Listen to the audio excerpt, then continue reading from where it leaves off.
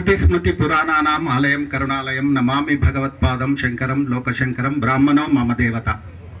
ముందుగా కార్యక్రమం నిర్వహించిన పెద్దలందరికీ, అలాగే మన ప్రియతమ నాయకుడు తెలంగాణ ముద్దుబిడ్డైన స్వర్గీయ శ్రీ పివి నరసింహారావు గారికి భారతరత్న అవార్డును కేంద్ర ప్రభుత్వం ఇచ్చినందుకు వారికి కూడా కృతజ్ఞతలు.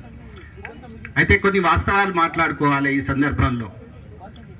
గత 7-8 సంవత్సరాల్లో మేము చాలాసార్లు పివి నరసింహారావు గారికి సముచిత స్థానం ఇవ్వాలి, అలాగే జిల్లాకు పేరు పెట్టాలి, యూనివర్సిటీకి పేరు పెట్టాలి, అలాగే ఎయిర్పోర్టుకు కూడా పేరు పెట్టాలనేది అప్పుడు పోరాడినప్పుడు ఏ కొద్ది మంది రాలేదు. ఇది వాస్తవం. మేము చాలాసార్లు రిప్రజెంట్లు ఉన్న గత ప్రభుత్వానికి ఎంతో మంది తీసుకెళ్ళిస్తే అప్పుడు మేము మీడియా సమావేశాలు కూడా ప్రెస్ క్లబ్లో పెడితే కూడా అప్పుడు ఎవరు మాతో రాలేదు. ఎప్పుడైతే పదవి ఏదైనా వచ్చినప్పుడే వస్తే అది మన విజ్ఞత, కానీ లేనప్పుడు పోరాడినాడు. ఇవాళ వాళ్ళకి సముచిత స్థానం ఇవ్వాలని నిర్వాహకులను కోరుతున్నాను. ఎందుకంటే ఏదైతే కష్టపడతారో, ఎవరైతే సాధిస్తారో వాళ్ళని గుర్తించాలి. అది ఏ పార్టీ వాళ్ళైనా సరే, కాంగ్రెస్ పార్టీ అయినా, బీజేపీ అయినా, టీఆర్ఎస్ అయినా.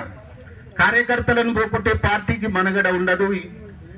ఇది ఎందుకు చెప్తున్నానంటే, ఇవాళ మన బ్రాహ్మణులు ఒక పార్టీలో ఉండి నేను ఈ పార్టీలో ఉన్నా అని చెప్పుకోవడానికి కూడా భయపడుతున్నారు. ఇది చాలా దురదృష్టకరం. ఎందుకంటే ఆయన ఫోటోలు పెట్టుకొని ఆయనకు చేయడం కాదు, ఆయనలాగా జీవించాలి, ఆయనలాగా గర్వంగా నేను బ్రాహ్మణుని అని చెప్పుకునే స్థాయి ఉన్నప్పుడే అదే నిజమైన బ్రాహ్మణుడు. తప్ప బ్రాహ్మణులు అయినంత మాత్రాన మేము ఈ పార్టీలో ఉంటాము, మాకు ఓట్లు పడవు అనుకోకండి. ప్రతి కమ్యూనిటీలో ప్రతి లీడర్ ఉంటారు, తన జాతిని గర్వంగా చెప్పుకుంటాడు. దురదృష్టకరం, మన బ్రాహ్మణులలో అది చెప్పుకోవడానికి చాలా మంది నాయకులు వెనుకడుగు వేస్తున్నారు. ఈ సందర్భంగా ఆయన మీద ప్రతిజ్ఞ చేసి చెప్తున్నాను, ఆయన ఆశయాలను మనం ముందుకు తీసుకెళ్లాలంటే పివి నరసింహారావు లాంటి నాయకులంగా తయారు కాండి మీ అందరికీ విజ్ఞప్తి చేస్తున్నాను.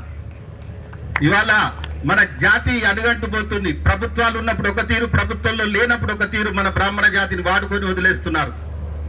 ఇది గ్రహించాలి. సర్బలు సన్మానాలు కావు, మన జాతికి ఏం చేస్తున్నామని నాయకులు అనుకోవాలి, అటు సర్వీసులో ఉన్న IPS IASలు అనుకోవాలి.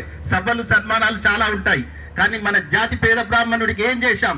ఇవాళ ఒక లీడరు, సరియైన లీడర్ లేక తెలంగాణ ప్రభుత్వం విలువలాడిపోతుంది. ఏది సాధించుకోలేం, అధికారం లేదు. ఆ అధికారం గురించి ఆయనను ఆశయంగా ఆయన మౌనంగా ఎదిగాడు. ఏ ఒక్కరిని అర్థించలేదు, అది చేయలేదు.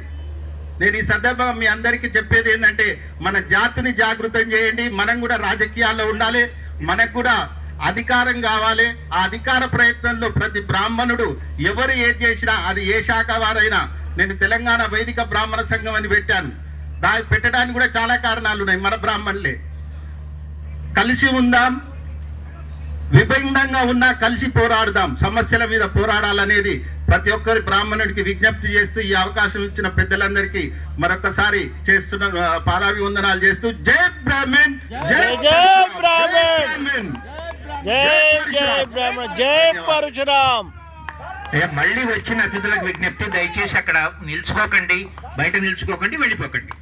పివి గారి గుర్తుగా ఇవాళ భోజనం ఉంది, అది ప్రసాదం.